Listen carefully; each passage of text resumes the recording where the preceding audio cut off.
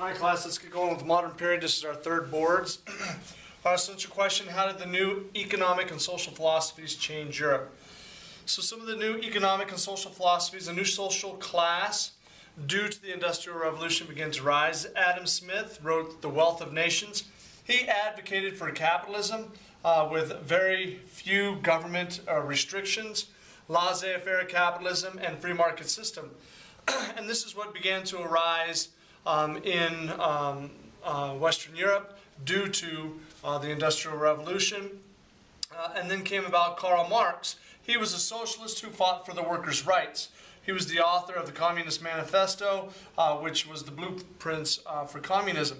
So coming out of the Industrial Revolution, there were a lot of very wealthy, rich industrialists who made a lot of money at the expense of the workers. So Karl Marx is one that represented the workers.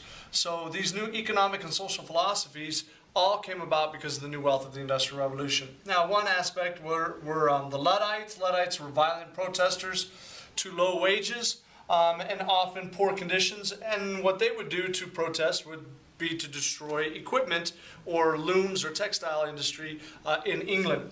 Now, reform in Great Britain, which is where the Industrial Revolution took place, the British Factory Act of 1833 allowed people to be more safe in the work environment, lowered working hours, and this was also the beginning of labor unions or unions to protect workers' rights. The middle class began to increase, leading to social mobility, more education. In 1833, Great Britain also outlawed slavery. Now, the need for natural resources is, for the industrial European, Western European countries, pushed the European countries ever farther to satiate these needs to increase their industrial power.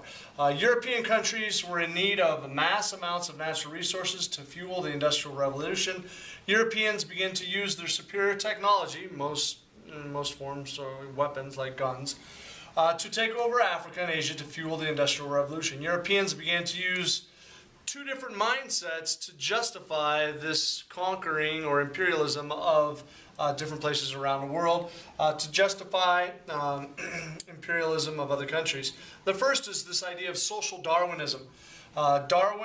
Charles Darwin's biological theory was applied to human sociology. So this is a very racist idea in which the mostly white people of Europe felt that they had the right to take over people in Africa and Southeast Asia.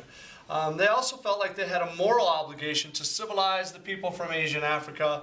And when I say civilize, using Christianity, because they wholeheartedly believed in Christianity is the best way to help people, you know, from the depths of whatever to move up and be better people. Using Christianity. Now, the Japanese and Americans also used this mindset to get what they wanted, so it wasn't just the Europeans. Now, in India was controlled by the French and the British. There was some Portuguese interaction in the beginning, but after the 7 Years' War in the mid-1700s, British took control and employed the East Indian Company to set up all kinds of trading there. This company was able to unite all of India with company troops, the Sepoy troops. So they're Indian troops that are being led by British commanders, or in this case, company men from the British East Indian Company.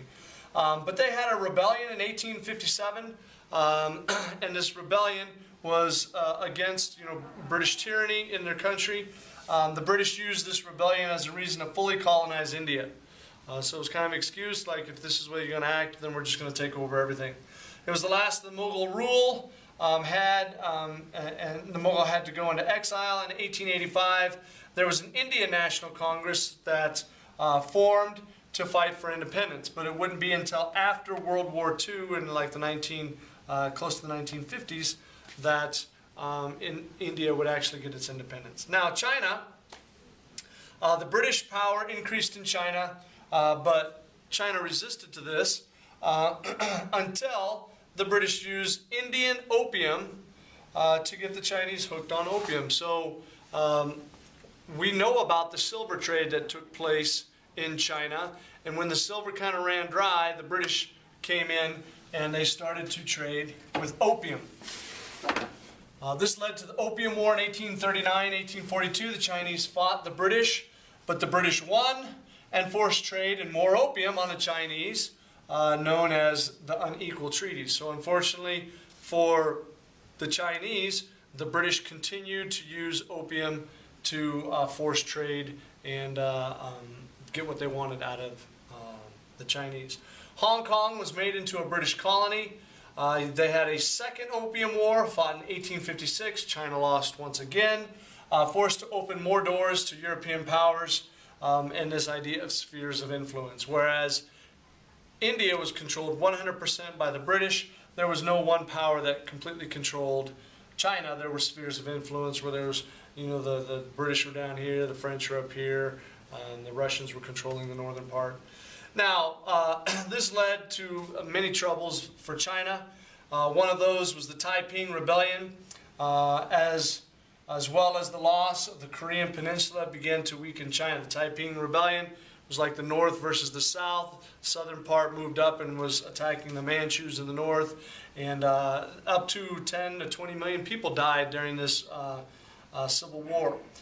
So when you have a lot less people to fight, then you're not going to be able to keep order. Manchu dynasty has a very difficult time controlling outside influence. So the Manchu dynasty is beginning to weaken. Chinese nationalism by young peasants sought to oust all foreign people and the Manchu dynasty. And these people fought in the Boxer Rebellion. So if you were a young nationalist, you were called a boxer at that time. And the boxers didn't want to have to live under Manchu dynasty or foreign powers in their country, and they tried to get rid of them.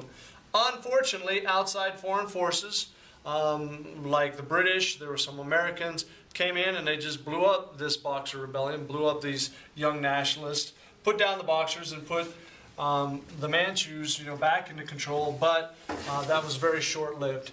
China loses power to the U.S., European, the Japanese, all start to take over in China. Finally, the Manchu dynasty falls in 1911, and it had been ruling since the 1600s, to be replaced by Sun Yat-sen, a nationalist leader. And this would be short-lived because the Japanese would soon come to take over quite a bit of China, and then you have World War I and World War II. Now, Japan from the 16 and 1700s, Japan remained very isolated, but by the 1800s, something had to change. So during this time period, the 16 and 1700s, if anyone from the outside world tried to enter Japan, they would kill them. If people tried to leave Japan, they would kill them. So it was very isolationist.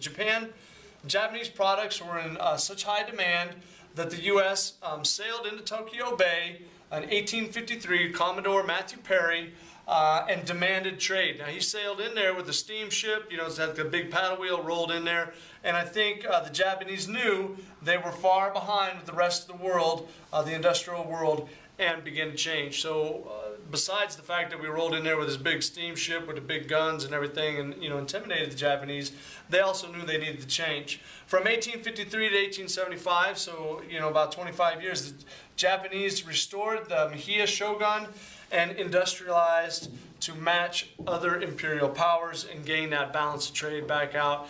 And from 1875 until the start of World War II, Japan would continue to grow in imperial power. Remember, history's no mystery. Take good notes.